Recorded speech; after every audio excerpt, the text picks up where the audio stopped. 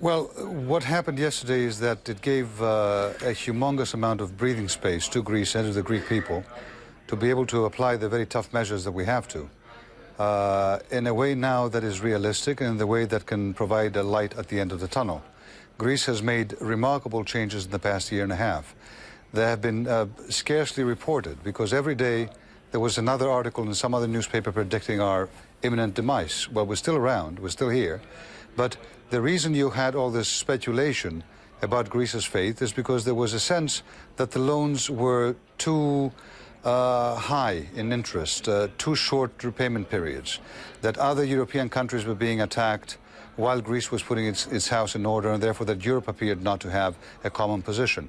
We changed all that yesterday. We've safeguarded Greece, we safeguarded other European countries, we safeguarded the euro and the eurozone, and we safeguarded Europe. And I think that this is a very, very strong message that we sent around the world. But you and your Prime Minister have been giving the sense that this is the beginning of a fresh start for Greece. But actually it's not true. There's so much pain to go through before you can start your fresh start. And you haven't got the Greek people on side. You have seen lots of demonstrations. And I'm not sure you're absolutely convincing the Greek people that this is a fresh start. It's actually they've got to go through pain first.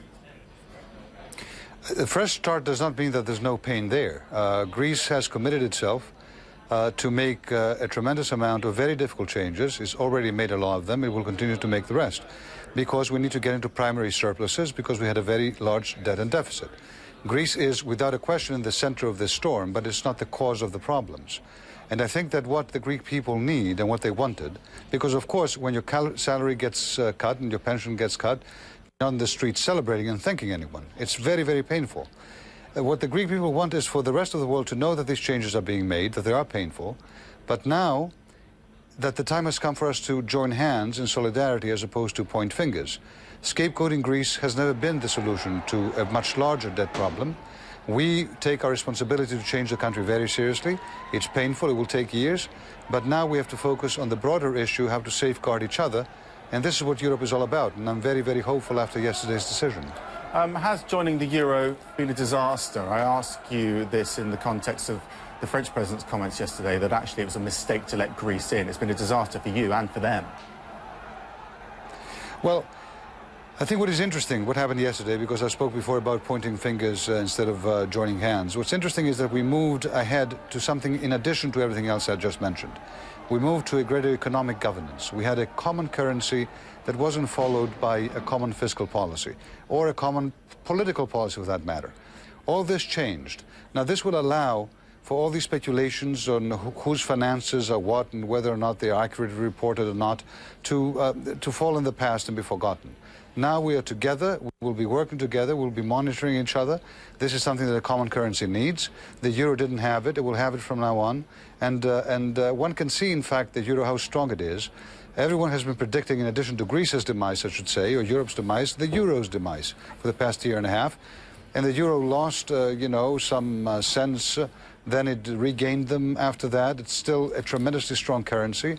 So I think we should not be playing that game of speculation. I think, you know, enough is enough with all this. We have to look forward to how we stabilize our economies and grow them. The growth potential in Greece and in Europe is huge. The potential for new jobs is huge. And I'd much rather focus on the positive rather than, you know, play the speculation game. Just on the fact that the EU is going to be sending in a team to be based in Athens to oversee this programme, the Prime Minister painting this as a picture that it's great to have advice, but actually that's a bit of an insult, isn't it? They're tapping into your sovereignty. Not at all. This is a technical team that will be following the progress of the implementation of the measures that we are taking very closely. Right now what you have is every 3 months the Troika comes in. There's all this drama happening around those visits. There's absolutely no reason for all this. These are changes we have to make. There's another team of experts that we have asked from around Europe to help Greece in issues such as tax evasion, such as organizing the medical services, things that we can use the expertise of our partners. And in fact, I hope, to be honest, that other European countries can use that experience. We're not all at the same level. Some of us have competitive advantages. Greece has its own, Spain or Denmark have their own. We are using the best that we can get from other European countries to change ours, and I hope that other European countries follow this example.